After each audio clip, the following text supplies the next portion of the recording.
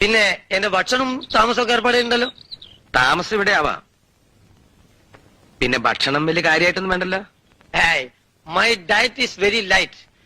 രാവിലെ ഒരു 8 മുട്ട, 2 ഗ്ലാസ് റവക്കഞ്ഞി, പിന്നെ ഉച്ചക്കൊരു കോഴിയും കുറച്ച് പൊടിയരിക്കഞ്ഞു, ഉപ്പ് വേണ്ട. ഞാൻ ചോദിക്കട്ടെ, ഇതൊക്കെ അരച്ച് മേല് പുരട്ടാനാണോ? ഇടയ്ക്ക് കയറി സംസാരിക്കരുത്, ലിസ്റ്റ് വിട്ടുപോകും. പിന്നെ വൈകുന്നേരം 2 ഗ്ലാസ് ഗോതമ്പ് കഞ്ഞി, അതിലുപ്പ് വേണം. ഉപ്പ് വേണോ? അതെ, ഹിന്ദുപ്പ്.